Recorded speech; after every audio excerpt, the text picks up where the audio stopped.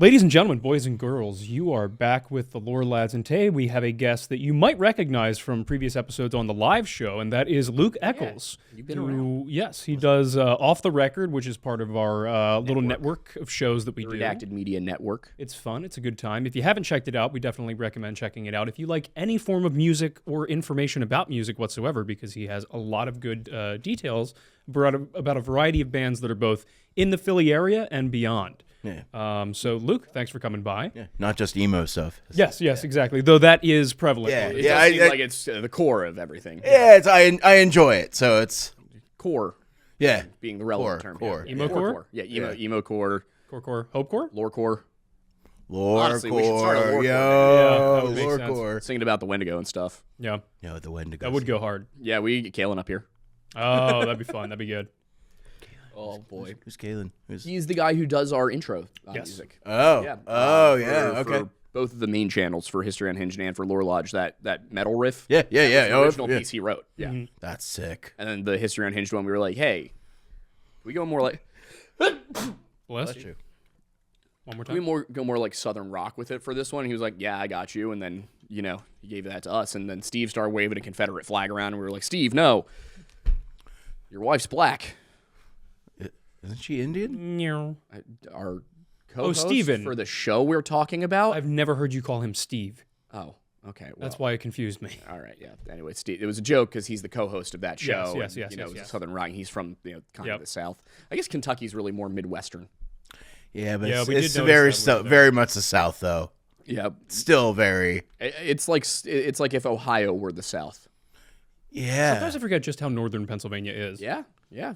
Speaking of Midwest, can you explain to me what Midwest emo is So Midwest. and how this Apparently.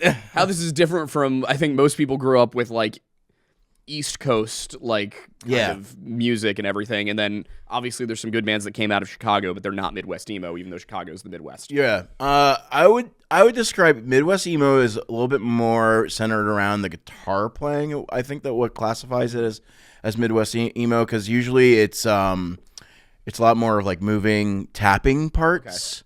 Not every band, but I feel like a lot of the Midwest emo, if you listen to the lead guitar part, even some of the rhythm parts, you're like, if you watch them play, you're like, as a little bit more guitarist, you're like, yeah. I would definitely say that Midwest emo is a lot more on the whiny spectrum of emo as well, vocally. I would put Hot Mulligan, even though they're very. Have you binged that band? Have you? No. I'm trying to remember if I even can think of one Hot Mulligan song. Dude, I slept on them. I've for too long. verged into country lately. Is Wheatus from Ohio? They might be actually. Spiritually, they are. Yeah. Yeah. Like They're probably the most Midwest emo band Yeah. of all time. Hawthorne even Heights, if I they're not believe, from is the- definitely from Ohio. Yes. Yeah. So I know. Ohio is for lovers is such a lie. That is Yeah. such a lie of a title. They need to have some level of hope. No. Virginia is for lovers, Pennsylvania is for haters, and Ohio is for losers. Pennsylvania's absolutely. Look, the Midwest, Pennsylvania is for haters. after the Bears lost, the Midwest needs something. the Bears. Yeah, well, honestly, I think them getting as far as they did was probably... I had such hope. I did not. I will say Caleb Williams looks like he might be him. Have you been watching playoffs at all? Okay, it's okay.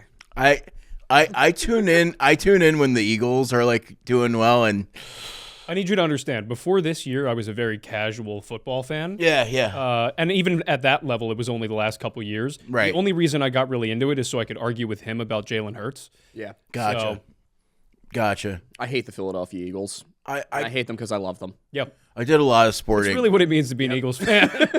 I did a lot of sports the last 2 years, and this year I was kind of like, I watched a couple games, but they weren't. It was right back to the whole like, I love the Eagles, I hate them after this Yep. game. Like it was like, Well, did you guys? I don't. You probably didn't, but I think it was Barstool put out like a playoff like wild card round conclusions and stuff, and almost every single team had a legitimate like analysis. They were short; they were 1 or 2 sentences, but every single team had a legitimate analysis that was Jordan Love, he played like a top 5 QB. The Packers are going to be back. It's not a big deal. Like Matt Lafleur, he knows what he's doing. It's all good. Don't worry about it. Kind of the same thing all the way down the line. The Eagles one just reads Kevin Patullo is a terrorist. You know what? I'm glad they're recognized. I'm glad they know what they're talking about. I'm over here like checking my notes. I'm like, all right, now, nope. CIA, that's too old. DHS, nope, that's 2001. Okay, ICE. We need to call ICE. Which federal agency is messing around right now? And how do we get them to get on to Kevin Petullo's doorstep? Yeah, literally. But they fired him, so that's good. Yeah, I hope we go get Sean McDermott. that'd be fun. Although I think he's more of a defensive guy, but Who was the other? It was somebody named Kyle McDonald. Am I making that up? no, there's nobody named Kyle McDonald. Who am I thinking of? Kevin Stefanski, No. Mike McDaniel, Yeah, that's it. because he has Kyle energy. Have you seen the guy? No. Oh, if you saw him, you'd be like, yeah, it's Kyle. I think that's what it was. I knew his last name started with an M, and he looked like a Kyle. Calling him that. Kyle McDermott sounds like a guy from Delco that has a DUI That's true. history. Yeah, that's a good point. Like 5 DUIs, hasn't driven any decade. Or we could talk about Delco Yeah. as an entire. We've covered a case in Delco, but like, I went to high school in Delco. yeah, What's the word on the music scene there? Is there any? there should be it's- Delco emo. There really should be a lot of my wife left me for the Yeah. guy next door, Delco. Is it me, or is the Delco accent the LA surfer bro accent, but if they were in construction for 30 years? Like they got hit in the head too many times at work. Yes. Yeah. Yeah, goated. Yeah. He's goated. You gotta get a hoagie down at the store. Out the Wawa. Like, it sounds like they'd be saying, yeah, we hit some solid gnar earlier today. Yeah, except it's more like we hit some solid schneef today. Yeah. Well, you do have a lot of stoners in Delco, so Goldberg's that's why. dickhead. Yeah. My cousin's been riding waves in Kensington. What do you mean? Yeah, my cousin was riding the wave in Kensington, and then he got folded. Yeah. Found him down by the Wawa. We were like, we can't let the cops see you here, so we snuck him up the Poconos. Yeah, That's a true Delco story right there. yeah, that's One of my favorite episodes. Wait, instead of a Bronx Tale, it's a Delco Tale. Yeah. Next short film. Dude, one of my favorite episodes of It's Always Sunny in Philadelphia is the one where I think it's like a hurricane is coming and they're talking about like getting up to the Poconos and they speak completely normally except for the word Poconos. They're like, yeah, me and the boys just picking up some supplies. We're headed to the Poconos. That's the thing. That sounds like a LA surfer bro. Yeah. Well, yeah. somebody pointed out with Tom DeLonge to bring this back. Like Tom DeLonge's singing voice is just a Yeah. Delco accent. Yeah. Have you guys seen the guy that's gone viral singing?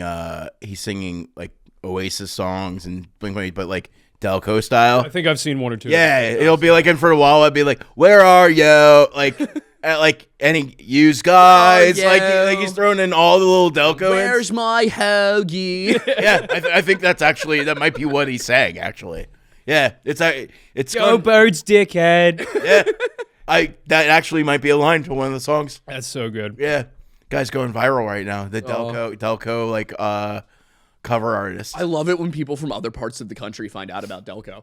Yeah. It's because they're like, what do you mean this is a place? Yeah. You mean people are actually like this? It's so funny to me that I feel like Philly like flew under the radar for a solid like 30 years. Between Rocky and now. Yes. And all of a sudden, like with Mayor of Easttown and a bunch Yeah. of like other stuff, like even when Shyamalan was doing stuff around here, nobody really thought about it. Yeah. And now all of a Man, sudden, that's a really eerie forest you got there and a very dark and scary road. Is that like in some rural part of England? No, that's Chadsford. Yep. Yeah. Which like technically the same place. Yeah. Yeah, I think what brought attention to Delco was at least It's Always Sunny in Philadelphia first, because people were kind of like, all right, it's Philly-ish, but it's not on the nose Philly all the time. Have you guys ever watched Delco proper? No. We need a Delco Letterkenny. That's Delco proper. Oh, okay, cool. So Delco proper was filmed by my buddy Chris Newhart, who's done like music videos for Kesha. Nice. He's Okay, well, you got to tell us some more about that because he's done some like really big. He's a videographer. He's done some really big stuff. Let us know if he wants to come on the show. I'd love to I have will. him, yeah. He's also a musician. He's in a really really good band. We're trying to make this show more just kind of like general and talk showy. So Yeah. His band's on Fred Mascherino's label. Oh, cool. So Mascherino, for those who don't know, is from Taking Back Sunday. He's the one who left yes. over, I believe, a woman. No, I'll get into that. I've got the lore of Yeah, you. exactly. If you want me to go into that after this. Yeah, please do. But anyway, Chris filmed these. They were short segments for Comedy Central. They were kind of like 3-minute episodes for like they're filming shows for 19 minutes, and they get to the point where they're like, do we want to film it? Do we really want to like cover 10 minutes of commercials for a 20-minute segment? So they had them do these pilots, these small episodes of Delco proper, and it's very Delco. We've been wanting to do that with Phoenixville. Yeah. We were going to call it the Ville. I think I have some notes of things I've written while partaking in town with friends. Like, we should do a show about this. Mayor Peter's got to be involved. Oh, yeah. We were going to have it be that everybody's playing a character except him. Yep. Yes. He's just himself. Yeah, absolutely. I wasn't even going to give him lines. I was going to throw him into situations. Have everybody else have like a directive. Yep. Don't even let him know we're shooting for a show. Yeah. Oh, he'll know, and he'll make it work. I mean, I need him to dress as Liberace for one of the episodes. He has had his own like little shows. Like he had a cooking show for a period. of time. Yeah, we want to give him a show here. We just don't know what to do with it. Every time he's on the show, everybody loves him. Yep.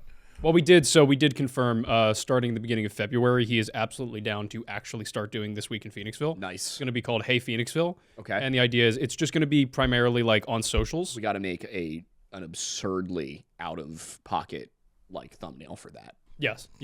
Well, the idea is like He needs to be dressed as Liberace. yes, exactly.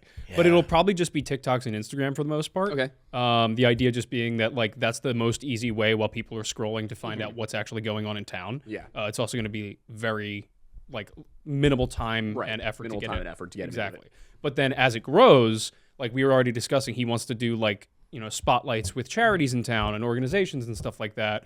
And then as that grows, we can transfer over to YouTube and do longer form stuff. But at least we can start small and actually get it going. I'm so glad that we're really putting this town on the map right before all those data centers make it unlivable here, because the cancer rates are just going to go through the roof because they're trying to build 6 of them. I live in Pottstown, so I'll be all right. We're already fighting enough there. Yeah. I'm like, that might be it. That might be the thing that pushes me like out of Pennsylvania, because Josh Shapiro is just like, yeah, no, bring all the data centers here. That's unfortunate because it's literally happening in every state. Yeah. Like everywhere. I think Sam Altman should face punishments that would get this channel demonetized. Oh. Yeah.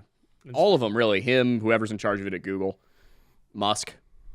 Yeah, let's turn Musk into Musk. Let's, use his glands for vanilla. Yeah. I'm going to make perfume out of Elon Musk's corpse. So I did talk with Ryan Conroy. So, came back to Mayor Peter. Yeah. So for the ghost hunting show, Yes. one of the episodes is going to be at his apartment, at Mayor Peter's apartment, Oh, yeah. because he had a very weird haunting thing that happened. He told us about it. So like, I think the library will be probably the first episode, but like Mayor Pete, like I feel like we're gonna make Mayor Peter famous. I think we're going to make Mayor Peter That's famous. kind of like half the goal. Yeah. 'Cause He's, Like- he's meant to be. People are like, so he's like your mayor. I'm like mayor / mascot / like the spirit of this town. Yeah. Like, Yeah. He really is more just an essence, I guess. Yeah. Yeah. He really is just the epitome of Phoenixville. Yeah. He's I've known him for over 10 years now. I met him way before he was the mayor. Yeah. He would have like a consulting agency. I met him at like a mixer. What do they consult about? I think it was like he would come in and be like, all right, you need to fix this website, you need to do this with your staff, kind of like Gotcha. like an overall consultation, which I don't think Phoenixville was big enough back then 10 years ago to really push that here. He was probably doing more mainline stuff. Yeah. The main line. Delco's antithesis. Yes. And they're right next to each other. Oh, yeah. Which is wild. Part of Delco is on the main line. It's Yeah. so funny that Radnor's in Delco. Yeah. Like, that was the only thing we needed to make fun of Radnor kids. Yeah. Radnor High School is not the main line. It Yeah, is, but dude. they're in Delco. That's the thing. Is like it's technically geographically there. I think you forget, I grew up 200 yards from Delco. No, I know. But like a lot of like with all the Carroll guys, Carroll is Carroll, and even they look down upon Radnor. That's where Will Smith went. Is it Radnor? No, Carroll. Yeah. Where's Carol at? It's near Radnor. Yeah. It's like Really? a couple blocks away, probably. Okay. I would even say like Newtown Square feels very mainline now too. It is getting there. Well, you, Pink's Allentown. Yeah, she was a little more. Yeah. There was somebody who went to Carol wait, for like hang a on. We got to year. get back to this whole. How did Taking Back Sunday break up, and what did it have to do with Brand New? Oh yeah. ooh, so I'm not as well. I need to dive more. That's into fine. that. Fine. Just tell us about Taking I Back just Sunday. know I that- just know there was a feud between. I know Adam, the lead singer, Taking Back Sunday, and the lead singer of Brand New. I always, anytime somebody talks about him, I think Adam Lanza, and I'm like, no, that's not the right Adam. That is not the right one. So, if you really want to talk about Taking Back Sunday with Fred leaving, you got to go back to when he joined the band. He joined the band 2003, 2000. Yeah, I think it was like 2003. So he was really big in this area. He was in a band called Breaking Pangea. I would say he was kind Is that a of Breaking Benjamin cover band? no, very far from Breaking Benjamin. Very kind of like math rock-ish, like, but also jammy. I mean, Fred Mascherino, like killer guitarist, amazing vocalist. So he joined Taking Back Sunday. They did, I want to say it was their second and their third album. Louder Now was the last album he did with them, which was probably their biggest album, even though they had like Cute Without the E was like their biggest. I want to say that's what broke them That's in. the song everybody knows. That's the song everyone knows. That's what broke them into the scene, kind of made them big. But if you listen to the Louder Now album, they have, I mean, killer tune after killer tune on that album. There's like 4 or 5 songs I think that were on the radio or in movies. I think it was The rest of the band's not. The rest of Taking Back Sunday's not from around here, right? no, they're from I think like Long Island area, something like that. I also think there's an age gap with them. So Fred is older. Fred's I want to say like 52 years old. He's about 10 years older than me. And I want to say the rest of the guys are probably like mid 40s now. Gotcha. So, and you're talking like he joined when they were all in their 20s. Yeah. And they all just gotten big. Now they're making money. What happens when young guys start making money and they're rock Painting stars? strippers, bro. I don't know. I know there was probably there. I mean, if you It's listen, the emo scene. if you so look- it probably wasn't cocaine, and it also probably wasn't strippers. We're probably talking about, like, what drugs do emo people do? I was gonna say it's probably amphetamines and like. I don't think amphetamines were an emo thing. I don't think meth was an emo thing. No, I wasn't thinking meth. I was thinking like pills. Opiates, probably. yeah, I don't. Opiates and girls who are of questionable age. Yeah, that is a that is reason. an Now emo that's thing. rockstar heritage right there, That's true. If you look at any of the '80s bands, bro. If you, The band Winger had a song about sleeping with a 17-year-old. I love Led Zeppelin, but I sang that song at School of Rock when I was 17, and even then it was weird. here's another thing. Back I then, looked Mandy directly in the eyes while I did it too, just to screw with her. crazy work. Sorry, Mandy. So anyway, there was an age gap between Fred and them. There usually is an emo. Oh, right, but also like Fred's straight edge. Yeah. Fred doesn't drink. He doesn't do drugs. He doesn't smoke. He's vegan. Like he's been vegan for as long as I've known him. His wife owns a vegan. Impressive. I couldn't do it. Yeah, I couldn't either. Too much. His wife owns a vegan restaurant in Westchester. I thought you were just gonna say his wife owns a vegan, and I was like, dude, he sounded really progressive up until now. I mean, can you? I think you can own vegans. Are they I don't think you can own people in the U.S. I anymore. think we got rid of that a little while vegans ago. technically people? Yes. Okay, I had to ask. I didn't know. I wasn't ask sure. My Fred. bad. My bad. I dated one in college. I'm pretty sure she was a person. An abusive person. She probably wouldn't have been so angry if she was better nutritioned. You know, iron intake is important for emotional regulation. Especially for women. Yeah, I know a lot of the women that are taking care of themselves. They take iron supplements. It's something the body needs. Yeah. But Wait, that actually brings up a thought. Do you think vitamin D pills would cure emo in the Midwest? yeah, Yeah, probably. yeah. The Midwest, it's cold. It's cold and dark Cold, there. It's similar to Now, here. see, here's the thing. If you take the seasonal depression out of the Midwest, what you're left with is the Rust Belt, which means that it'll just switch over to country. Yeah, it'll just be bluegrass and country. I'm not mad at that. Where are you? And I'm so sorry. I feel I like can't sleep. I can't dream tonight. my indecision to call you. And hear your voice of reason. It's treason. It's your voice of treason. Oh, I feel like we should record a country Yeah, me version too. of it now. we could just do country albums of every song. We should. We should do country albums of country. Yeah. We take like Florida Georgia line and we make it actual country. Yeah, like really country, like 90s country kind of If you deal. didn't think Tim McGraw was country enough, we've got a bop for you. Dude, country music. I know we're just tangent after tangent here, but some of the we make fun of country a lot. I like country, but some of the most talented guitarists of like the 21st century are country artists. Dude, who is it? Keith Urban, I think. Keith Urban is incredible. God, who is it? His name starts with a B. I don't know the big country stars. Like I've more or less been listening to like more indie country, I guess. Like I've been getting really into Cameron Whitcomb, Evan Honer, like those kinds of guys. But God, who is it? Brad Paisley. Yep. Brad Paisley is incredible. Yep. There's one of my favorite like music videos. It's not a music video, but it's a video of music. It's from a Fender Customs thing that they did with Game of Thrones, their final season, where Ramin Djawadi is playing the theme on an electric guitar, and they're all playing on different Fenders. It's like him, guy from like I think like Lamb of God. Like they've got a whole bunch of. It might not be Lamb of God. I might be thinking of a different band, but they've got a whole bunch of different rock artists, like rock and metal.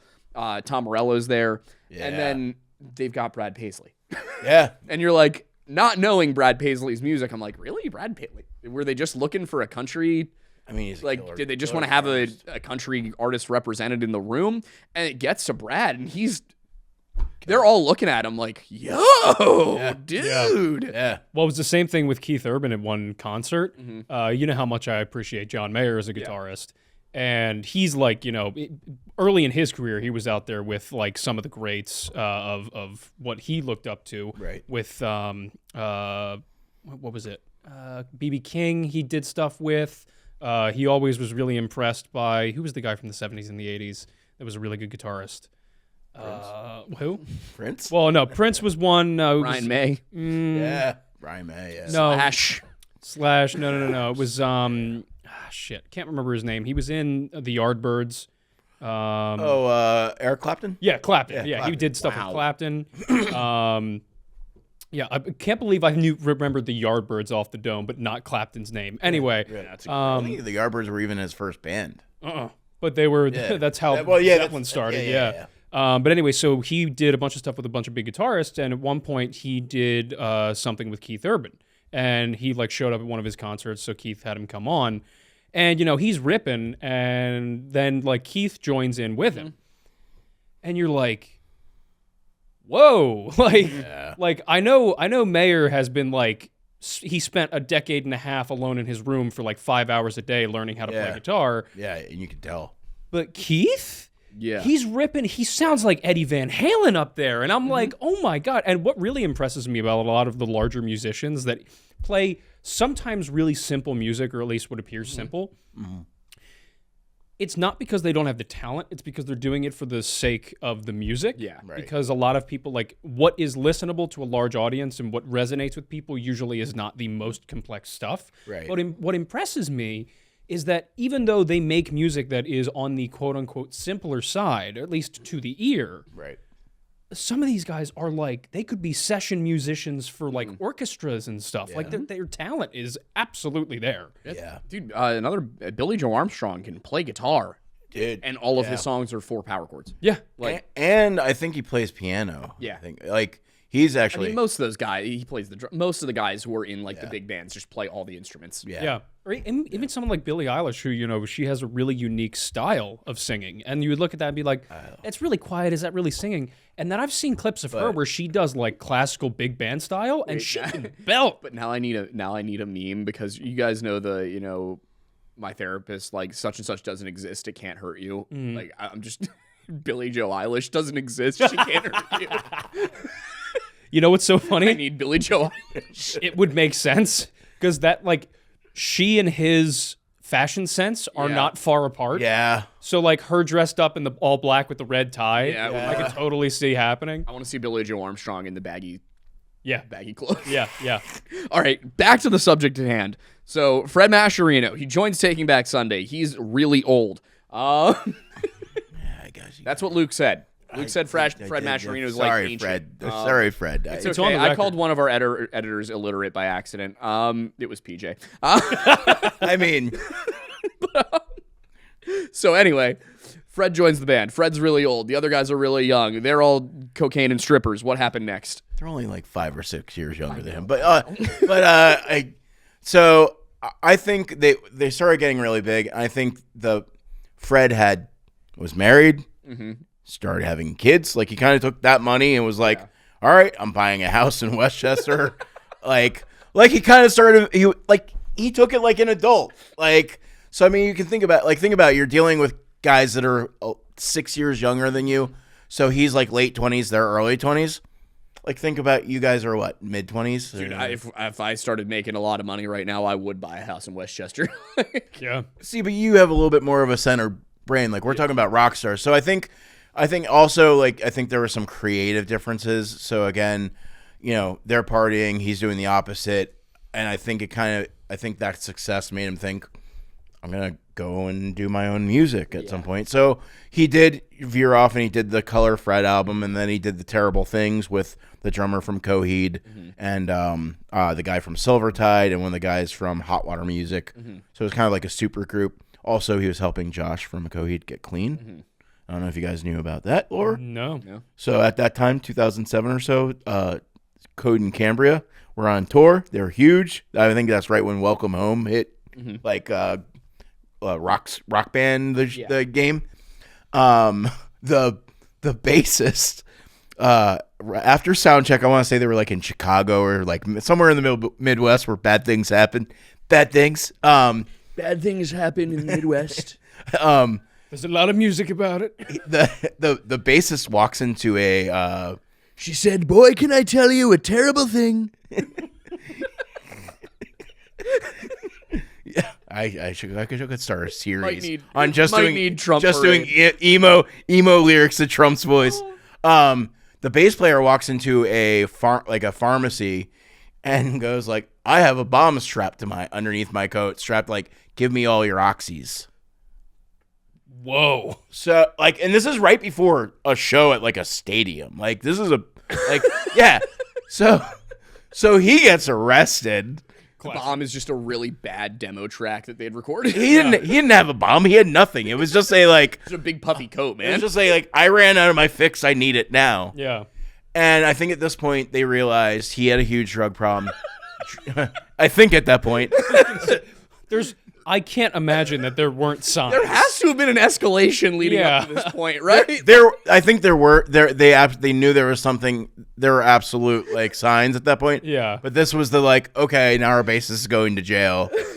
So I think the guitar tech played bass because he knew. I was going to say, who filled in? The guitar tech, who I think might still be playing bass. He played bass for them for a while after that. Well, understandably. And I think Josh came out on Rolling Stones a couple years after he had gotten clean and kind of did a telltale about, he goes, I was the top 1% of musicians. I was making money, what every musician dreams of. I was doing it. And he goes, and I was spending $800 to $900 a day on drugs. Yeah. And he goes, and he had a wife and a kid, at least one kid. So yeah, at least share the drugs with the wife. Yeah, make her happy. But that's where Fred is one of the nicest and the most down to earth guys I've ever met in my life. He's the coolest dude, very humble. You wouldn't think he was in one of the top rock bands. He played a show at the Soundbank, yeah. Soundbank before it turned into the Fun Dungeon. With Alex Melton. Yeah. Which I was in Florida. And Midfield. Yeah, in Midfield. So Josh lived at Fred's place for a year just to get clean, get away from everything. And that's where they started Terrible Things. Another drug addict lived with another musician for a year, but then he started a cult, and they killed Sharon Tate. I still don't know who you're talking about. Oh, Manson.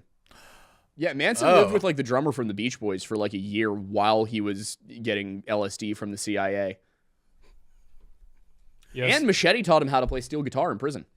Really? Manson had a wild life. It's sad that it's overshadowed by the thing. There's. I feel like I need to do the 60s was a wild time in so many ways. Yeah.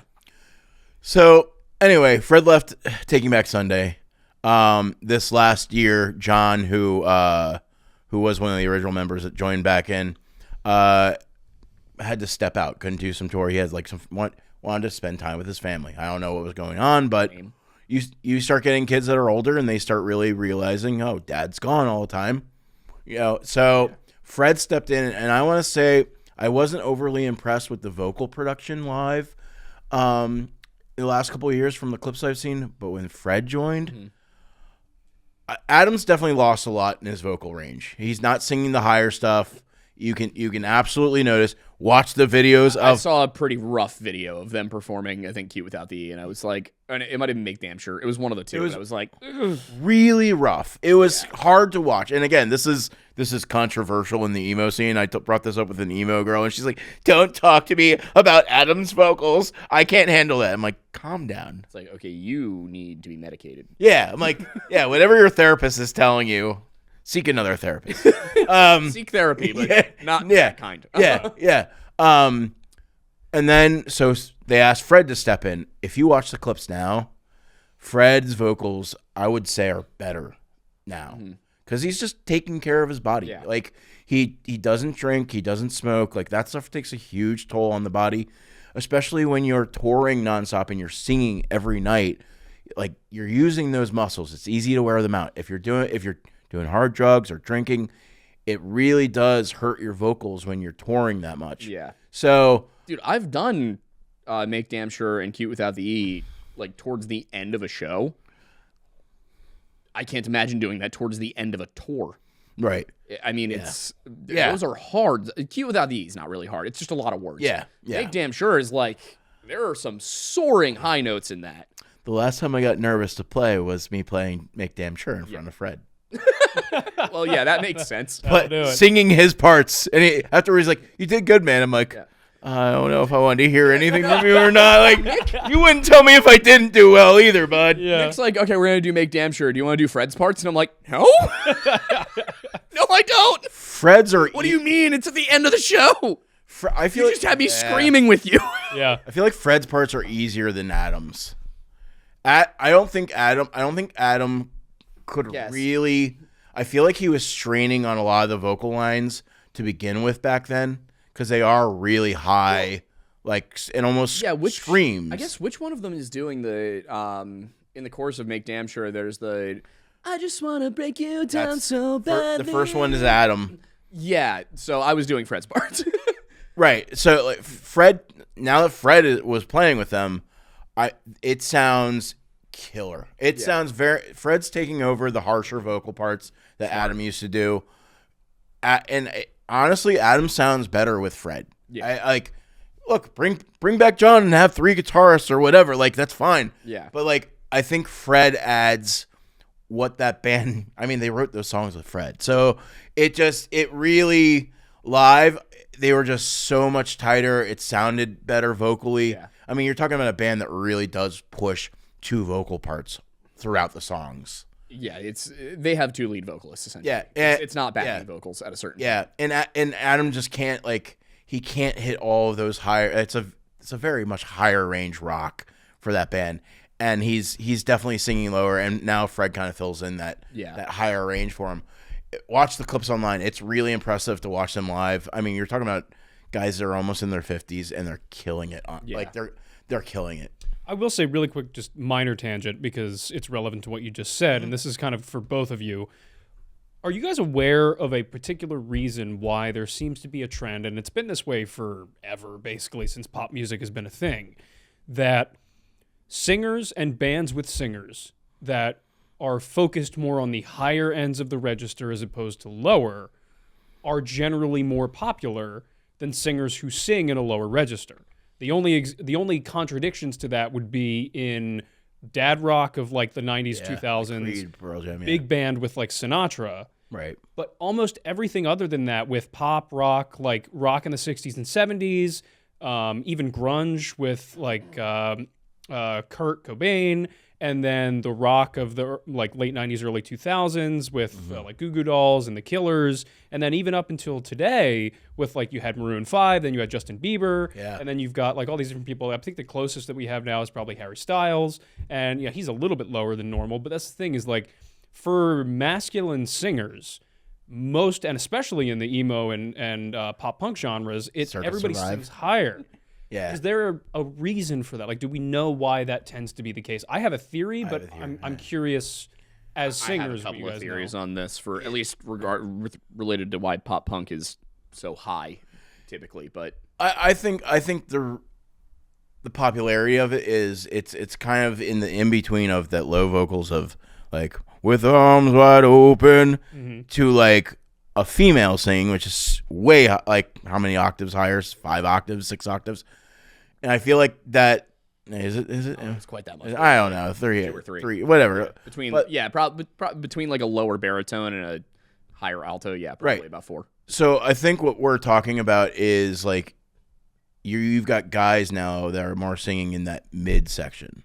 So it's kind of like a hybrid of almost hearing like some guy like Coheed and Cambria and like Anthony Green from Circus Survive or Tillian from Dance Gavin Dance.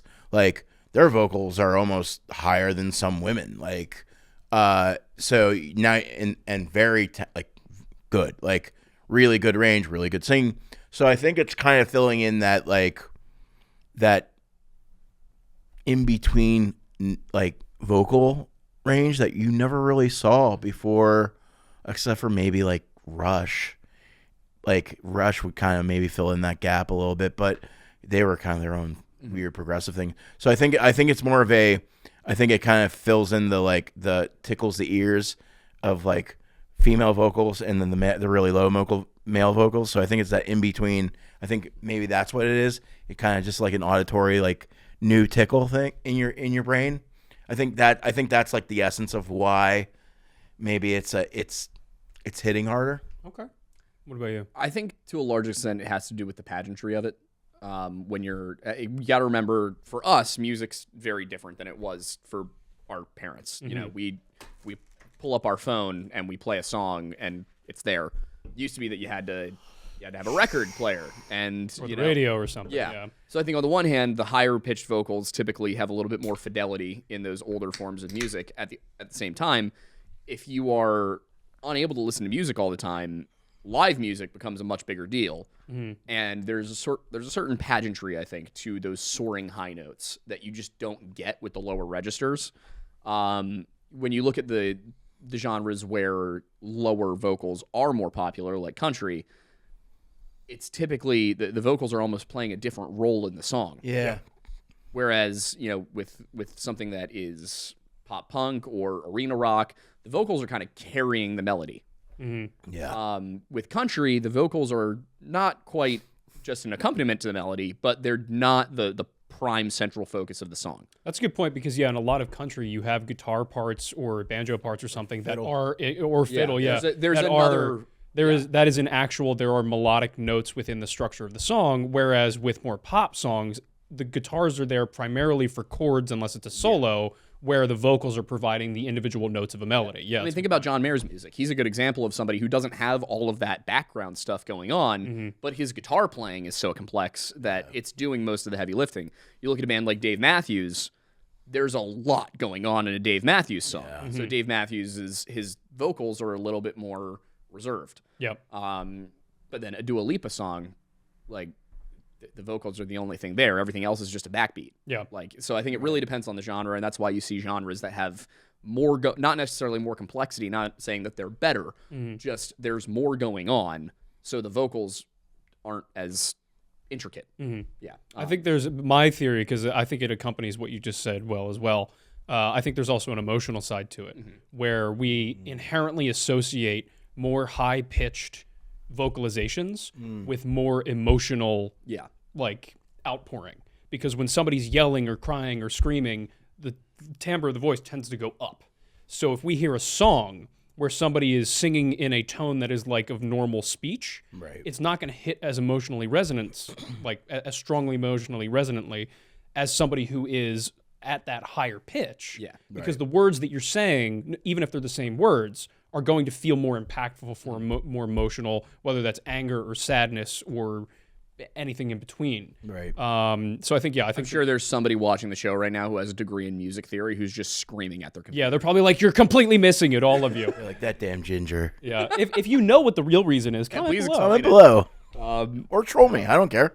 Yeah, but the more I'm thinking about it now, like, yeah, there's a lot of a lot of stuff out there. And I think the other thing is pitch and timbre often, this confused me for a long time as a singer, where I was listening to a lot of music, ended up singing too high because the timbre of the song was a certain way. But in my limited understanding of music theory, I was really only thinking about pitch. So there's stuff now that I can sing at the same pitch in multiple different timbres just by manipulating my voice that totally changes it from a baritone to a tenor. Yeah, well, and that really is what's wild. What I didn't realize is not only is there a spot where tenor and baritone overlap, there's in certain musical arrangements, you can have bass and tenor overlap in their pitch. Yeah. It's the timbre that makes things different, which is why you can have, a guy like Chad Kroeger and a guy like Scott Stapp and a guy like Zach Brown all sing the same song, and it's going to sound like it's going to be in different pitches, even if they're all singing at the same note. Well, I feel like that's something that nobody really talks about with Johnny Cash very much,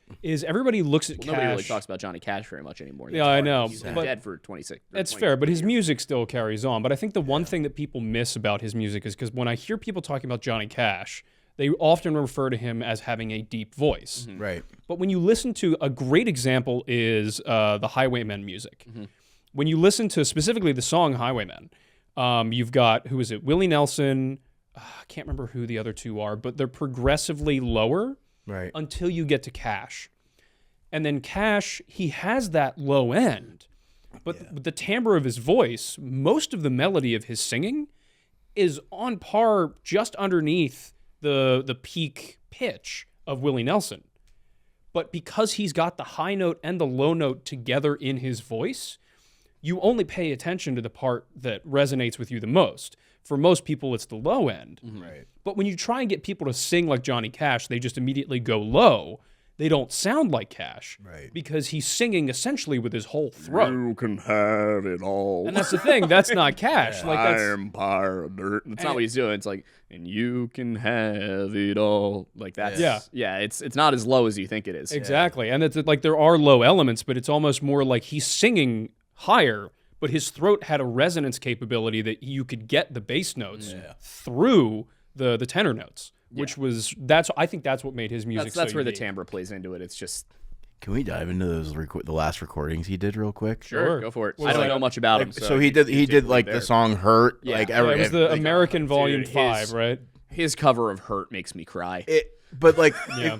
but he also, I think he did like a Soundgarden or a Chris Cornell song or something like that. Did I can't remember which one that was. So that was Rick Rubin that produced Yeah. that, and I watched a video on it and read a little bit on it, and it was basically, I don't know, he was like what in the 70s, I think, when he recorded. Like he was. Oh yeah, he also did Depeche Mode's "Personal Jesus." Yeah.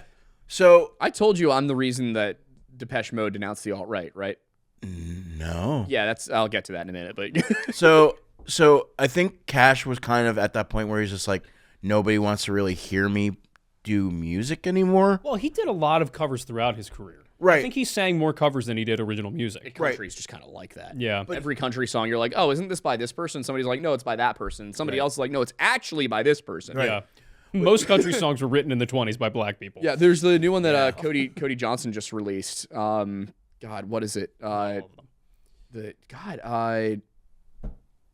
Why can I not remember the name of the song? But a bunch of people were like, oh, wasn't that originally by the Dixie Chicks? And it's like, no, it was actually originally by this other random guy Yeah. who was big in the early 90s Right. that I had never heard of in my life. And I'm like, oh, okay, cool. Yeah. Yeah. So I think that last little thing that he did with Rick Rubin, you got to look at it like June had passed away, his wife. I want to say like 7 years before that. So you're talking about old man Cash kind of. I think they were pretty close together, weren't they? Yeah, I thought he was 6 months after her. Was it? Yeah, because a lot of the people when Yeah, they I think. talked about Yeah, him, isn't she in the music video for Hurt? I think so. The thing is like, to my understanding, a lot of people when they reflect on Cash, they essentially said he was so attached to June that once she passed, he basically had no reason to live. And I think within a year, he had followed her. Yeah. Because he was basically, or she was basically his reason for living. Well, I mean, yeah. So, but like that album, like he was kind of like, he was old. He was, and he was at the point where he's like, do people even want to hear me put anything out anymore? And I think Rick Rubin kind of was just like, let's just record in a room. Like a lot of those songs were just, they were almost demos, and they tried to re-record them like with musicians and like doing the click track. And if you've listened to any of Rick Rubin's stuff or any of his interviews, it's all about the vibe sometimes for those songs. And he was just like, what we did in that room with just him and a guitar, it was just mind blowing. So they kept a lot of those recordings. It was just him and an acoustic guitar. The thing that really impresses me about Rick Rubin, and he's not somebody that I was aware of until like once I was an adult. Yeah. And I listened to a lot of Tetragrammaton just to understand him and what his kind of influence was on music. Beastie Boys. Yeah, he was responsible for so much. And you're right. A lot of what he says is like it's very emotion based. It's very vibe based. It's very not overthought. But then when you Opposite of prog rock. well, but that's the thing is when you listen to enough of what he says, it's very clear that in his head, whether or not it's conscious or whether or not it's verbalized, he knows what he's doing clearly. But sometimes I think he knows what he's doing to the point where he could, if he needed to, explain it logically and intellectually. Yeah. But I think the mastery that he has over working with artists is Explaining that to an artist. well, that's the thing is he recognizes that most of what artistry is conveying emotion through a medium. And sometimes the most important way to get an artist to do that genuinely and effectively is to give them the space to just channel that emotion out into whatever their talent or medium is. And I think really he just kind of, I guess early on in his career, he recognized even if I understand all of the technology behind this and the technicalities and the theory, right. they don't need to know what I know. Me interrupting their art by trying to explain what I need or what they need or what they want is more than likely going to take them out of whatever emotional state they're in that's providing them the opportunity to express themselves. Yeah. So the less I say, the better they're going to be. And I think that's the epitome of good direction in any format. And I think It comes back to the amazing. note that Chris Nolan gave Gary Oldman. Gary Oldman, where he was like, it means more. Yeah, like more's at stake here. Yeah, exactly, like there's yeah. more at stake. Yeah. And he's like, oh, okay, yeah, I get what you mean now. And Like, that's not like, okay, no, I need you to really amp up the emotions and narrow your eyes. Like that's too much. Like you hired this person to do this for a reason. Yeah. and that's the thing is Tell them what you need, and they'll do it. And that's don't give them the technical. That's the key of having that trust and knowing that the person that you're with is also at the top of their game in whatever profession that they're in. Yeah. It's being able to know you can go up to that artist and give them the least amount of information, the least amount of interruption to what they're doing, and trust that they're going to know what you're talking about and execute. He did that with something. I think the song's called "Something in the Way" by Nirvana. Something in Yeah, the one from Batman. Well, Batman. Yeah. So the beginning of that song, very quiet vocals. The like where he's like singing about like fish. Yeah. But like if you listen to it, it's almost the way he described it was like Kurt wasn't hitting it, like he wasn't feeling it. So he like told him, he goes, "All right, come in here." He goes, "Take your acoustic guitar," and he had him like lay down under a desk, and he says, "All right, like just like get in your zone and play it." And he goes, then he took a mic and like mic'd up Kurt laying on the ground, singing those parts. And he said, yeah, it was time wise, it was really hard for them to kind of correct some of the stuff. Like Dave Grohl and the bassist Chris had to really kind of play with it to play in time signature because it was a little rough. But Guitarists and time signature. Time signature is really, it's really more of a guideline. Right. It's more of In a guitar, time signature is whatever I decided. Yeah. Yeah. So the BPM might range by like 20. Yeah. right. But like that was one of the things where he understood Kurt's like fragile mind space because like if you watch any interviews about Kurt Cobain, he was very much like if you told him how to do something, he was like a F you middle finger. Yeah. I'm doing like so. That was something Rick Rubin like just. It wasn't like he didn't tell people like do this. He more like understood how they operated in the studio or how they would get to their creative center. Yeah. And would cultivate that. And I feel like that was a perfect story about how he understood that, where it wasn't a like, all right, I'm telling them to do this, get into like, it was more of hey, why don't you lay down underneath the desk and like and start back from like the beginning. Yeah. And then like Kurt started killing it, and you're like, all right, let's quietly mic him up and do it. So it was one of those stories where it's like, this guy is not only a genius when it comes to recording music and getting a great take of something, but helping those artists when they're coming to a studio. I mean, also Nirvana, like, they didn't have a whole lot of studio experience at that point. I think that was their second album.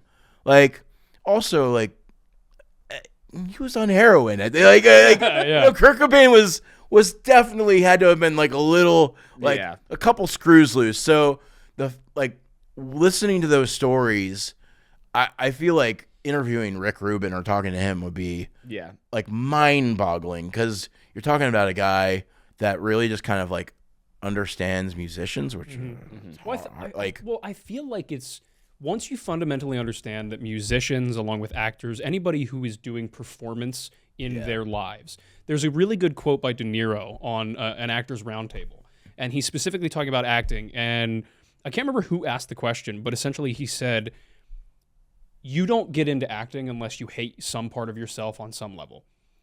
And the whole table kind of quietly agreed. And the interviewer was like, what do you mean? He was like, you don't go into a profession where you're actively trying to be someone else for the majority of your waking life unless you hate some part of yourself. And see, I just handled that in a healthy way, which was by drinking a lot of whiskey. There you go. Yeah. But that's the thing is, like, that's an extreme way about it. But I think that the key to any performer is that there's a reason you're doing it, and whether it's positive or negative emotional expression, the key is that you live in an emotional state where you need an outlet.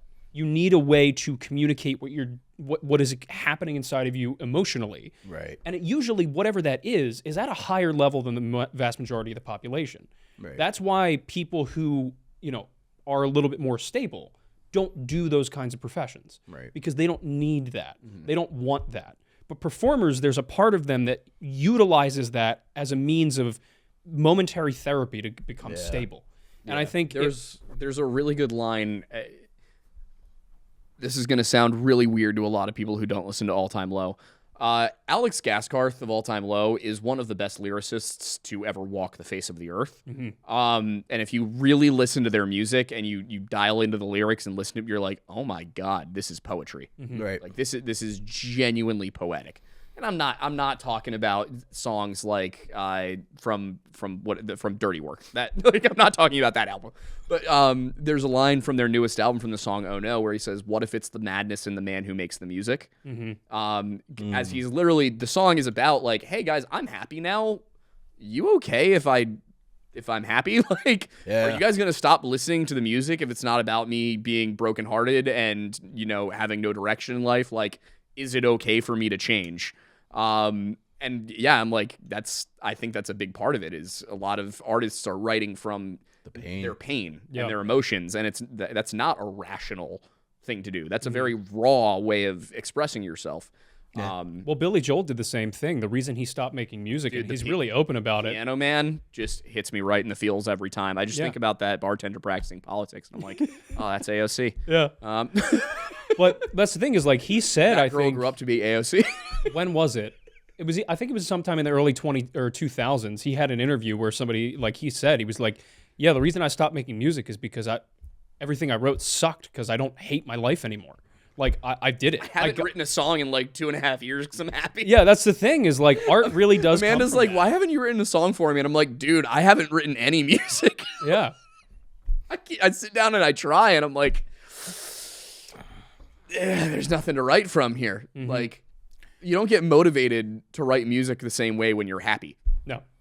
And that's the thing is, even if you try, usually it doesn't hit because there's not that emotional core that makes a lot of good music. Yeah, I'm like, there's a lot of great things about you, but unfortunately, I have no pain to draw from to produce the rest of the music. That's too true, man. That's... Also, just since we were talking about Nirvana, Kurt Cobain is one of the hardest vocalists to sing his stuff in a weird way. It's not all of his songs, but like Something in the Way I don't think is particularly difficult. But Smells Like Teen Spirit is not easy to That's to not even sing. the one I was thinking. Why do I keep blanking here? All Apologies was one of the hardest things I've ever performed. Yeah. I feel like part of it is because he wasn't singing in a way that was intended to be sustainable.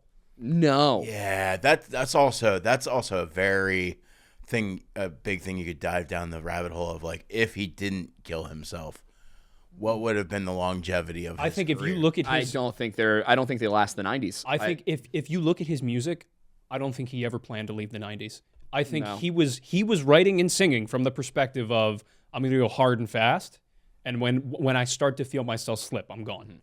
Yeah, I think I don't think Nirvana ever would have been Foo Fighters. No. I think that it would make you would think it would make sense based on who was in the band and the way their music sounded. Like you would be like, that could have evolved into the Foo Fighters. Yeah. That's not how Foo Fighters. Speaking I of, know, I know that.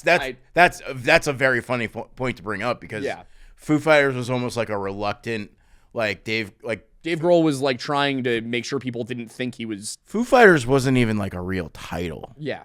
It was more of a, like, I'm demoing stuff under this, and then, like, I think one of the songs, like Monkey Wrench, got out, and it was like, it blew up, and he's like, I guess we're called Foo Fighters. Yeah. Yo.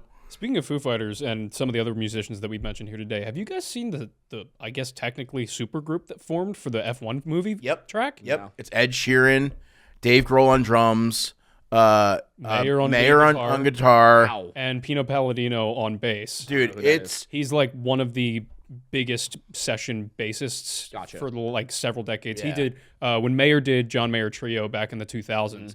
It was him, Steve Jordan, and Pino Palladino. And Steve Jordan, if you're not familiar with, he is a huge producer for music. He produced a lot of the Rolling Stone stuff, but he's also a phenomenal drummer. So can you, for people that might not like understand how production works, can you explain what the role of producer is? Oof. So, a really good producer, if you've ever dealt with a band, you're talking about 3 to 4 musicians in a room. Mm-hmm. You've ever dealt with one that could be hard? Yeah. So, I feel like a good producer, and again, this goes right back to what we were talking about with Rick Rubin, understands how to deal with those people. So, a lot of times you have different fights that are going on in the band. You have different egos. So not only is a producer supposed to do the job of producing, bringing the songs together, the final vision, but they've got to be really good at kind of shepherding a group of people, because you're talking about musicians. Like, they don't want to be told what to do. They don't want, like, so you got to figure out, again, like we talked about with Rick Rubin. He knew how to talk to Kurt Cobain. Nobody knew how to deal with Kurt Cobain back then. So I think what makes a producer really good, I mean, first of all, is like, can they produce? I mean, that's hands down. Yeah. Can they? That's what I mean. Is like, what is producing? Right. So producing is, and again, it depends on, like, I mean, we're talking about producers. So nowadays, if you're talking about producers, you're talking about the top 5% music. You know, like, there really isn't any. There's not a whole lot of real tight production and really intensive production going into anything, unless it's like Foo Fighters or like big bands or a band on a label. You got to be in the 1% of the 1% of musicians to really have good. That's what I'm trying to get to. Is Right. like, producers aren't just the guy sitting. They're not just the technician No. sitting at the table. With There are all the those. dials. Yes. They're not the producer. Like, Yeah, They those are are- the technicians. Yeah. Yeah, like and you've got producers who do still sit at the board. Right. That's like Right. Tom Lord Alge, guys Sure. like that. Yeah. But like, they're also all. Chris Lord-Alge, you mean? Is it? Really? Yeah, Kyle works with him. Who am I thinking of? Chris Lord-Alge is you're on the right track. I am? He's done Why like did I think Tom? Chris Lord-Alge has done like everyone. He's produced everyone. I feel like, at least from my limited experience with music, and especially watching something Yeah, like no, I was right. Is his first name Tom?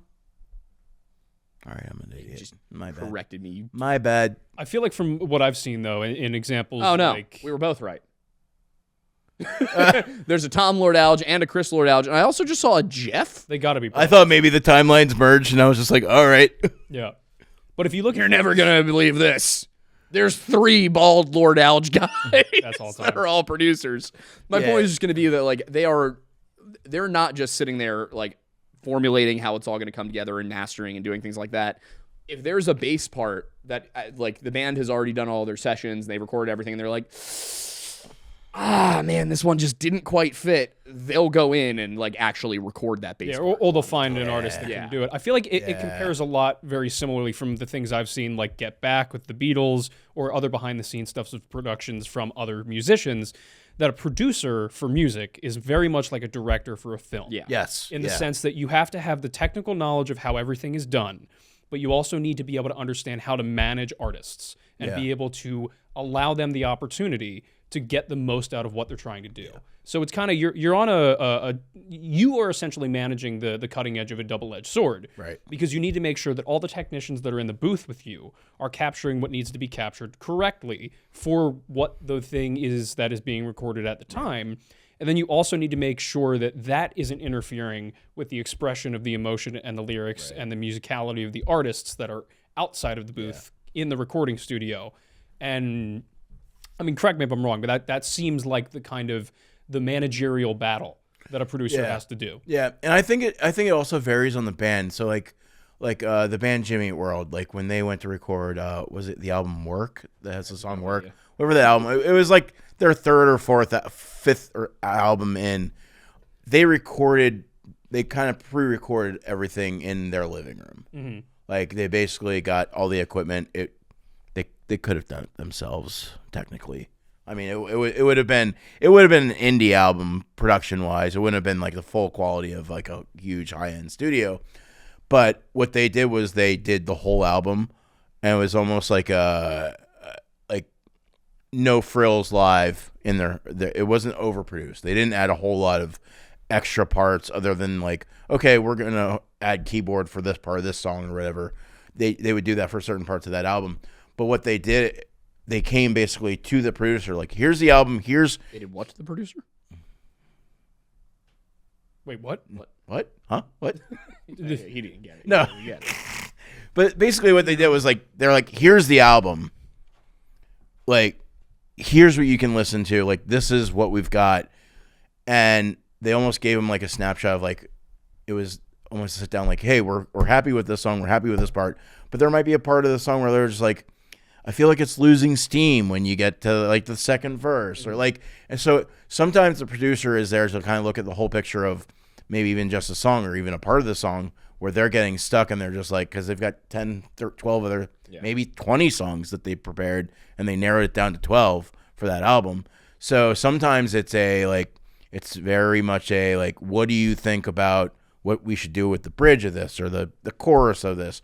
And sometimes it is the producer, like you hear stories where like, oh, like the chorus is now the verses, and the verse is now the chorus of this song, because the producer would be like, like let's do this. Yeah. So it's very, producer is a lot of jobs. Mm-hmm. It's a whole lot of taking a look at the big picture, figuring out you also got to understand like the capabilities of the band. You know, how far can you push them? Yeah, my experience with producers is them saying, no, you were flat. No, you were flat. Yeah. No, you were flat. No, record that again. No, it's not right. Yep. No. And that was all PJ. So, Yeah. entirely PJ telling me I just wasn't quite there. If you ever want somebody to make you sing the same thing over and over and over and over again because you were a tiny bit off. Is that one of your first times in a studio recording? Yeah, dude. I said same thing happened to me 20 years ago. We went in. I was like, really? I got to redo that like 20 times. Well, I think that's we recorded a cover of What's New Scooby Doo. Yeah, It's great. Yeah. It's a great cover of What's New Scooby Doo. It's probably one of the best recordings I've ever done. We talked about that Saturday night. Mm-hmm. PJ had me sing each piece of that song at least 20 times. But that's the thing, is that's why it's great. And we did the whole thing. We went all the way through. I don't think there was a single piece of the original 3 times we went through the song that made it through into the final cut. Yep. And so I think that's an interesting look at. So the hardest parts were the do. What's New Scooby Doo? Because you got to hold a weird note. Yeah. Like, it's a weird tone. Yeah. Yeah. And he's like, I don't want to auto-tune that. You got to sing it. Yeah. I think that is really. Well, he also knows that I don't want to auto-tune as much as possible. That's fair. That's fair. I'm not trying to rag on PJ. I'm more ragging on myself here. I think that's a really important way to look at some things that are elevated art. in the sense of really good music, or, you know, again, I'm coming from movies because that's what I'm trained in. Yeah. But another prime example of that is like, I know early in her career, I don't know if this is still the case, I'd be shocked if it's not, but again, to bring up Billie Eilish, there were songs that she did where the reason why she won a Grammy for recording musician rather than performing is because she would do 120 some takes of her songs. And she could in the interview tell you when the takes changed in the song. Yeah. Because they did it so many times. And she's like, yeah, that was a different take. That note. Those two halves of that note are actually from two separate takes. And it was just like, it was really impressive. The mixing and mastering process is just ridiculous. Oh yeah. But that's the crazy thing is like, it's an interesting point of contention for artists and for creators when you start to kind of get into that elevated zone, because you recognize, yeah, we could just do this thing. Like if you're just casual, it's like, yeah, let's just do it. And if it's not perfect, whatever. And then you get to a slightly higher level and it's like, all right, well, let's try and make this a little better. Let's do it a little better. Let's spend a little more time, whatever. You get to the highest level where, like for a film set, for instance, they do usually a scene a day Right. on a film set. And that's partly because it takes 2 to 4 hours just to rig the cameras and the lights Yeah. for the master shot. Then you got the makeup. Sometimes the makeup takes 7 hours. Yeah, and You never know. that's before everyone else shows up on set. Right. The actors for, like, you know, Jim Carrey with The Grinch, he was in the chair at 3 a.m. because he had to start acting at 8 a.m. Right. because the rest of the crew was there at 6 a.m. and they're paid by the day. So like method acting. no, but Carey method acted for The Grinch. no, well, did you hear what he had to do to go through that? It was the makeup was so intensive because he had to remain so still for so long for them to be able to actually do the makeup. Because they redid it every day from scratch. Right. Because that's the only way they could do it. Yeah. That they actually had to have Navy SEAL trainers come in and teach him how to endure torture. They taught him SEAL torture, like essentially That's crazy. means of getting through it. So what they did was they said, every time it becomes overwhelming, just do something to get it out of you. Scream, kick your leg, do something. So that way you can then sit there and be still for as long as physically possible until you need to do that again. So he said, and like if you have to hit yourself somewhere, like whatever. So he said he picked up smoking. And so he would be there for 6 hours every morning, smoking like a chimney, and every 30 seconds going, ha! That kind of explains the psyche of that character. I kind of a little bit. see the makeup session. Yeah, Yeah. there are clips of it. Show me the making of The Grinch. Yeah. Yeah. But that's the thing is like when you go to the highest level of any art form, what it takes to get everything done, like the amount of time, people, money it takes for a single day of a Hollywood level production. Yeah. Like you are on even a medium level film, you've got 100 people working on set every day. And it just like between every setup is a minimum of an hour, if not 4, just to change camera angles. Yeah. To make sure that what you're doing is properly lit, it's properly angled, your continuity is in check. Everything that is like, it needs to be there prop wise is there. And it's just, that's all stuff that needs to be ensured before action happens and the actor does anything. Right. And you have to do that for the wide shot, the medium shot, the close up for one actor, the close up for the other actor, the medium shot of the reaction of the actors that are in the other side of the room. And then you have to, after that's done, you move on to another portion of the set or another like whatever. And the fact that they will build cathedral-sized sets inside of air hangars, essentially, Yeah. for months, shoot, and the next day tear it all down. Yeah. All for that one series of shots. And it's just the logistics that go into that. And the same thing with music. I mean, it's not to that grand of scale, but it's like... Mr. Rammstein. Unless you're Rammstein. Yeah, well, that's the thing is live productions. I mean, people wonder why concerts are so expensive. Think about how many people are in that caravan. There's the people who stay with the stadiums that work there. But then you've got the people that are in the caravans that you load up the trucks initially. You drive dozens of semis to an arena. Creed had 13 semis for the last tour, and it might even have been more. I can't remember. Yeah, and I think Taylor Swift had like 30. They don't Eras have tour. any songs, so they need to be doing all that. That's the thing, but you have the pyro, you have all of these different things. You whenever you have somebody on. Think about when artists Taylor Swift needed like 3 semis just for all those sparkly dresses. Yeah, I wouldn't be shocked. You're talking about grand production when you start getting into those like bigger bands, especially like the Eras tour. What'd she gross? Like $1 billion? It was like $1 billion like tour. She made $1 billion. That's gross.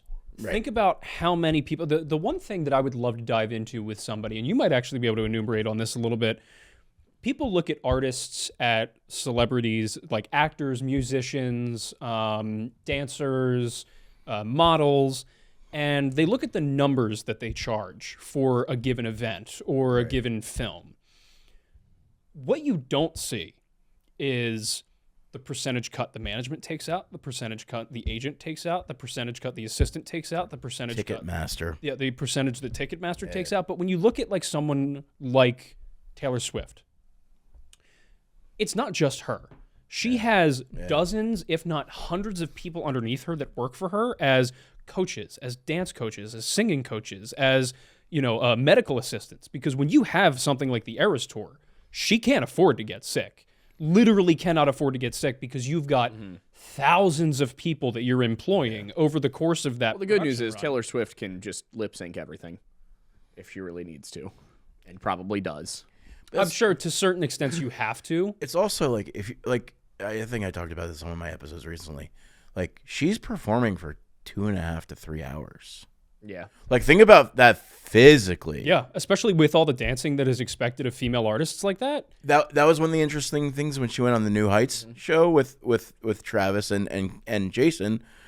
Hey Jason. But like she was like they kind of had the same, not the same workout routine, but she was in almost just as good shape as Travis, and it's because she's running around and singing for 2.5 hours to 3 hours every night for how long? The Eras Tour was what, 3-4 months, 5 months? Like, like that's the thing is, think about how much choreography goes into it too, because you're not just singing your song. Yeah, you have specific choreography for every single song. That is programmed for the specific design of the stage and costumes. So you got to run back, change, run back, like that.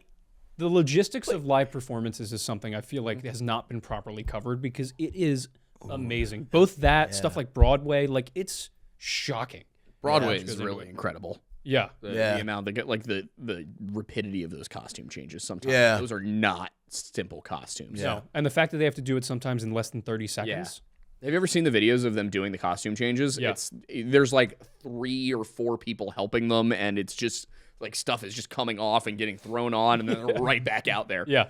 Yeah. It almost looks like they're getting mugged. Yeah. It almost looks like they're just like 3 people are just taking everything from them, but then putting everything on them. And you're like, whoa. Like, it's crazy to watch.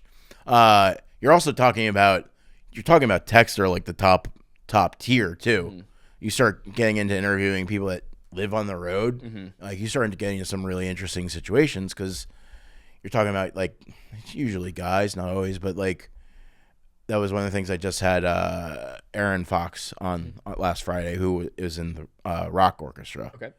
They have like 300,000-400,000 followers, and like there's 2 different bands. So like one will be playing on the East Coast, one will be on the West Coast.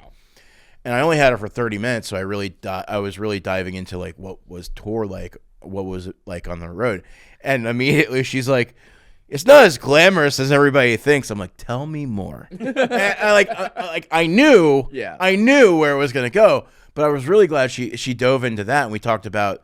She goes, like I'm living in a bus with 15 people, and she's like, I've been sober for 8 years, so like she's not partying. Yeah. Like she's also like all the tech guys were on a different bus. Oh boy. So that was the party. But like she didn't really dive that much in the party stuff because like, she's not gonna out the crew or like. But like she also doesn't party. but she like we talked about just how tired it gets being on the road, just physically as a singer, and how that affects your voice, and it's just it is really interesting to kind of dive into, like, you're only seeing the people up on stage with the smile, singing, killing it. That's the thing. That's the goal. Right. The goal is the audience should not see anything but that. Right. I will say, though, that the interesting part about like her being sober and kind of the world of performance in a variety of ways, and the partying that used to come with it a lot more, it still does to an extent.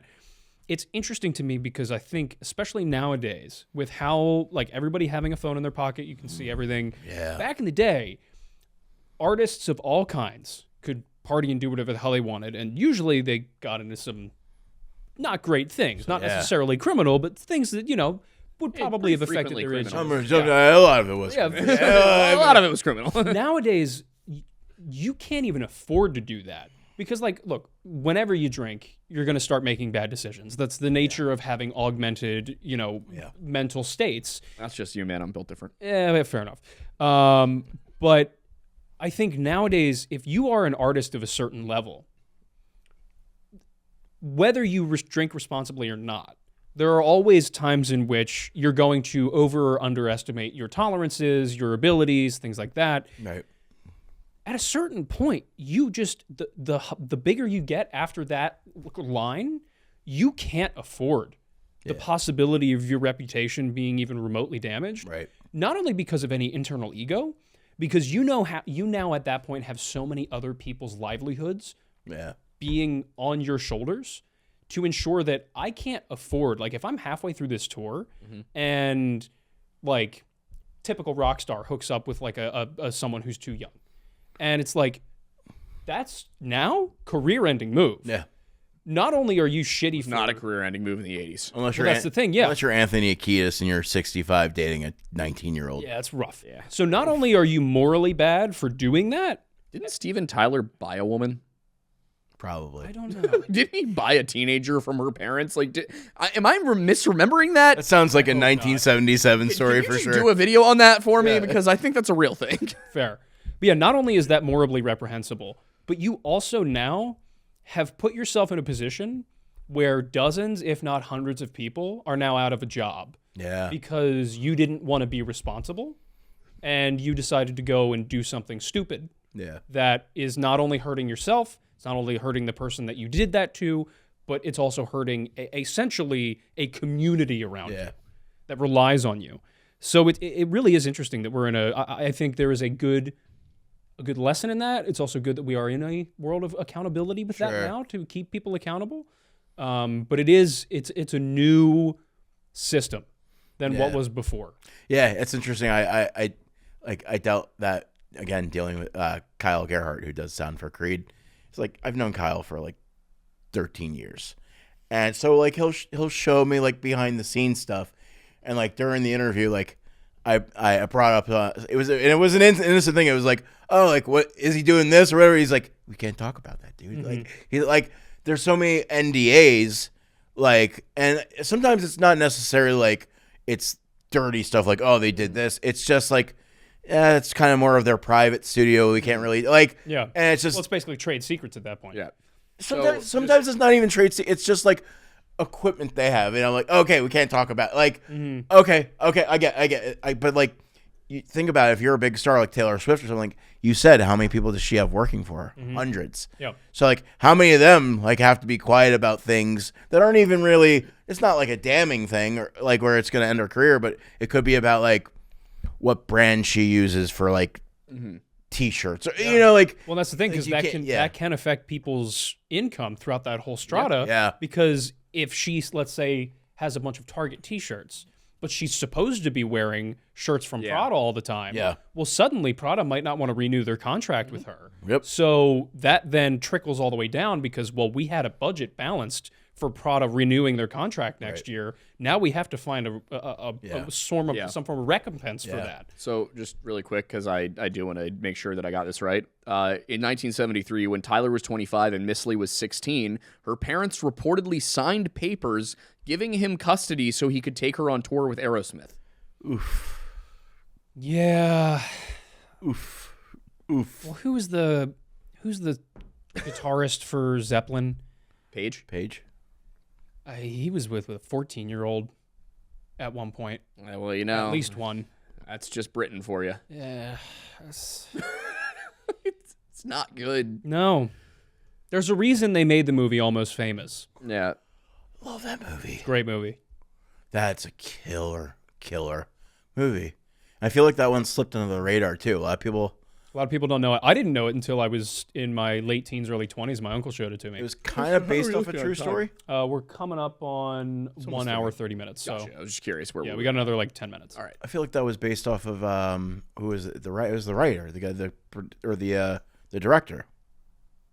Was it? I don't know the backstory. Yeah, he toured with. I want to say it was Zeppelin. And like he was 16. Like it was. I think that part was kind of true. Like the facts and stuff were very kind of like made up, but it was very kind of like an ensemble, a little bit about what happened with him. With I think it might have been Zeppelin. I might be wrong. Yeah, but that's a really good movie. Great actors, great actresses. Oh, another great Philip Seymour Hoffman movie. Yeah. What's his name? The guy from all the Jay and Silent Bob movies is the singer of the band. Yeah. Jason Lee. Like they've got so many great actors and actresses in that movie, and it was kind of like one of those films that just was slept on. It was like it kind of I think because it was it was like what 2004 they filmed that 2005, but it was about the 70s, so it was kind of like. It was kind of out of that era, and they weren't really making any sort of throwback. If you remember back then, early 2000s, they would come out with like 5 Fast and the Furious type movies after a Fast and the Furious movie. Yeah, like they were kind of like they don't do that now. Like I feel like movies are dead in general. The film industry is going through a bit of a rut. I feel they're trying to figure out what to do now with streamers, with people not going to the cinemas as much. I think. So I was listening to Affleck and Damon. I was listening to them on Rogan, and I always appreciate the things that they say in relation to what's going on in the industry, because they always seem really tuned in to the reality of the situation. And what Ben was saying, because Matt had a couple good points about what things are going on with streamers, and then Ben kind of carried it forward and essentially said he was like, yeah, we're designing it now for people who are on their phones on Netflix, and they're giving us pointers of like, hey, this is a great story, but have something big in the first 5 minutes so it grabs people's attention, and then also reiterate the plot 3 or 4 times in the dialogue so people can tune back in after looking on TikTok. And I'm like, every time I hear that, I'm sitting here and I'm like, just stop making movies for those people. Well, but that's the thing is, but Ben's counterpoint to it was like, but then look at, there was a limited series called Adolescence, which I haven't seen yet, but them talking about it makes me want to go see it or go watch it. Is Adolescence does none of that, apparently. It is a phenomenal short series, 4 episodes, where it is just like pure cinema. It is not curtailing to a on-the-phone audience. It is true through and through. Love that. This is a story it was meant to be, and it's doing absolutely great, like phenomenally so. What's it on? It's on Netflix. It's on Netflix. So Ben's point was like, so I can understand why there's certain films where you want to do that and times that makes sense, but then you have things like Adolescence, which are not abiding to the user or the audience's needs for themselves and their phones and their lives. It's just what it is. Yeah. And despite it, it's doing phenomenally. And I think things like that, things like Nolan's Oppenheimer and upcoming Odyssey, and a lot of what's happening with films that are still being in cinemas, it's just, again, it's another recalibration of the industry, which has been happening every decade since it started. Right. You want to know what's ironic, too? I went to see Knives Out, which is a Netflix-produced movie. Yeah. I went to see it in the theaters. Mm-hmm. Great experience. Yeah, the Wake Up Dead Man? Yeah. Yeah. It was a good movie to see in the theaters. I had a good time. I liked going to the movie theater again. And then I go and I look online, and there's all sorts of reviews about the movie that are, like, criticizing it from people who watched it on streaming services. I'm like, yeah, it's a movie. It was made for a movie theater. Yeah. Go watch it in the theater. Well, there's also... Get off your phone. The reason you don't like half the movies you're seeing is because you're on your phone. Put it down. That's what I like about the theater. Yep. Really Go to the theater, you gotta put the phone down. Really immerses you into the story when you're like, oh. Yeah, it's like if you need Subway Surfers, going on to pay attention to something, you know what? Maybe you shouldn't reproduce. Oof. Well, that's actually the point about going to the theaters is something that I talk about in my latest Silver Retention video, where at the end I recognize it's like, hey, so creators have to be able to take risks and be willing to do that, but also us as an audience, we need to be willing to recognize going to see a movie in a theater is not going to a Michelin star restaurant. You can't go in assuming or expecting that whatever it is going to blow you out of the water every time. Part of the fun of going to the theater is similar to what life was like going to Blockbuster as the most recent example of that. You go in, you pick a film, you go in and you say, you know what? I'm investing 2 hours in this. Yeah. And I'm going to find out how it is. 2 hours was rare back then. Yeah, movies were... Honestly, I feel like an hour and a half. Hour and a half was a long time for a movie back then. That was... Well, hour and a half was the standard. To be feature length, you had to be 1 hour, 30 minutes. So that with 90 minutes is kind of the cutoff for being a feature.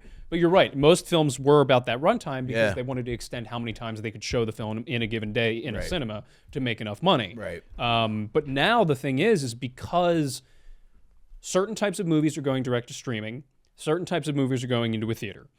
The types of movies that are going into a theater are becoming more and more tentpole films, like The Odyssey, like Oppenheimer, like Barbie, where the runtime doesn't really matter anymore. Because the whole point of the movie is it's an experience. Yeah. Right. And I think I wanted to make like I'm sure you'd probably be down for this too, but I kind of want, and we're sort of doing this with the Colonial. Yeah. But I want to make a habit of like going to the movies once a month. Yeah. Like going to see a movie in theaters. The hardest part of doing that is how few good movies are coming to theaters. Yeah. And I think the key is that if you're willing to go once a month and you're willing to recognize I'm probably not going to love every movie I see, it's just about supporting the industry, putting your money where your mouth is, and doing what it takes to support the art form at the time it is most needed. Yeah. Yeah, I do feel like I've been very not every movie, but like I've been very disappointed with cinema movies lately. I feel like more of the higher quality stuff is now in the shows they're putting out, like these streaming networks. Well, I think Netflix might have to rethink that after how Stranger Things ended. That's a different scenario. Have you seen though. any of what's been coming out about the production of that? No.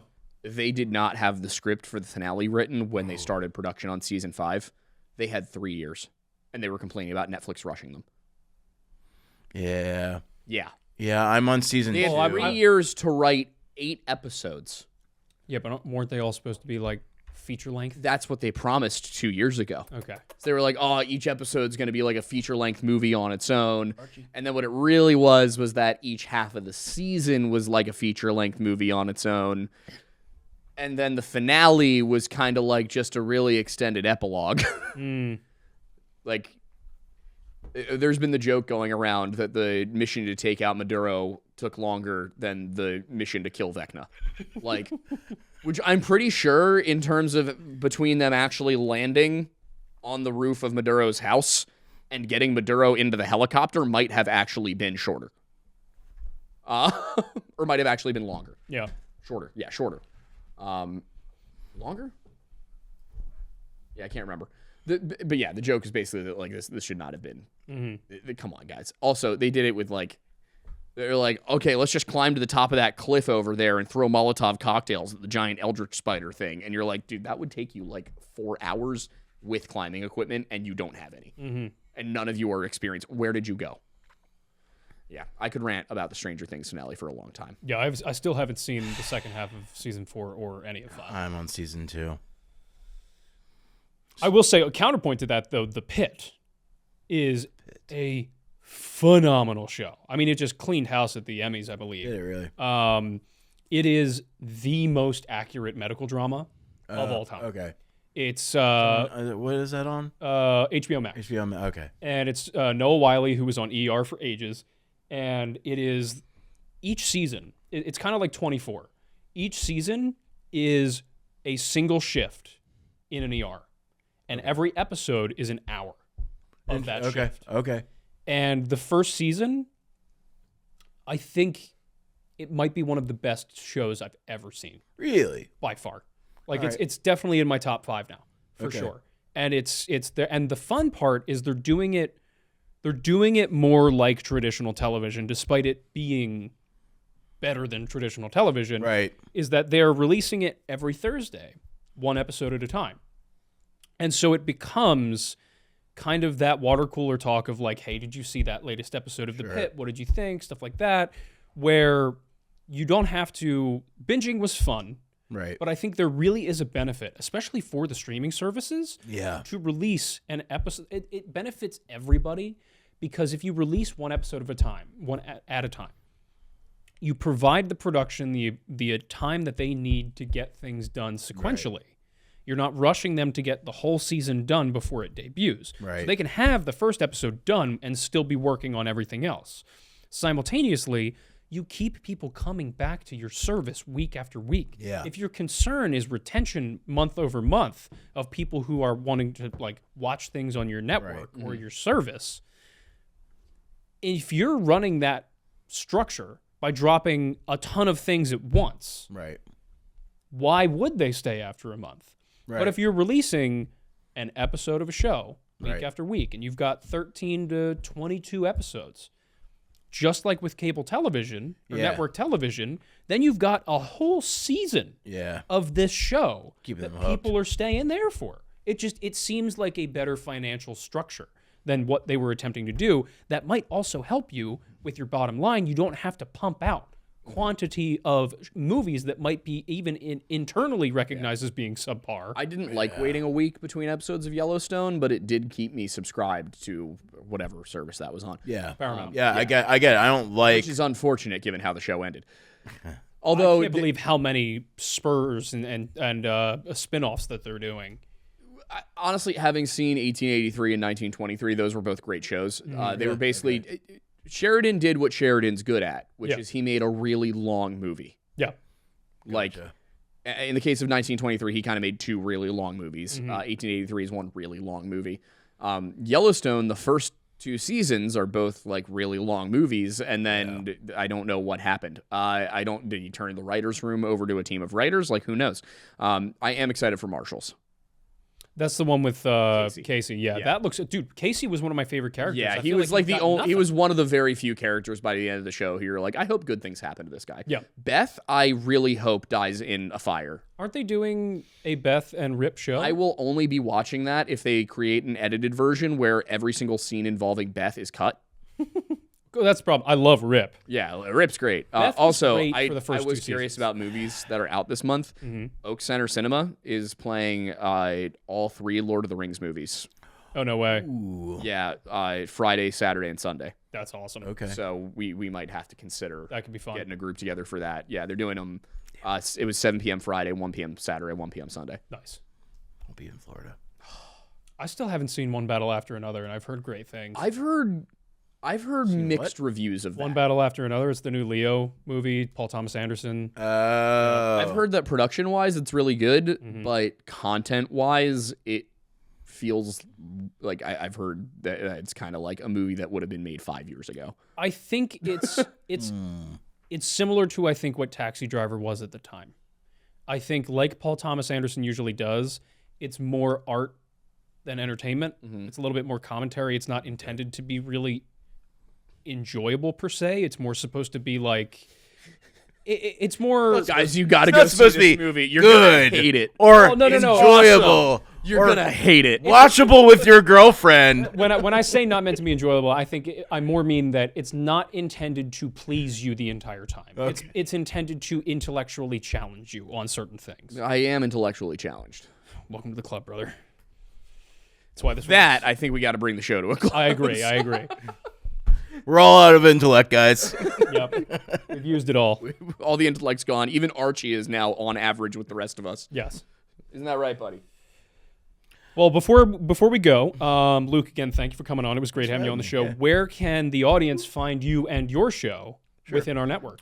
Off the Record with Luke Eccles on YouTube. I'm also on the Instagram, Facebook, and the TikToks. Yeah, we'll throw the link in the description to his YouTube channel. Yeah. I have shoots right here in our studio. TheLukeEccles.com has all the links for everything too. Yeah, I actively produce his show. So like pretty much every time they shoot, I'm the one like helping to set up the cameras and make sure everybody looks pretty. Yes, except for me.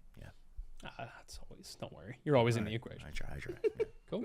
All right. Well, I think we have to shoot another one of these today. We do. So, see you next week and in 5 minutes. Yeah, I have a date with Mom, so.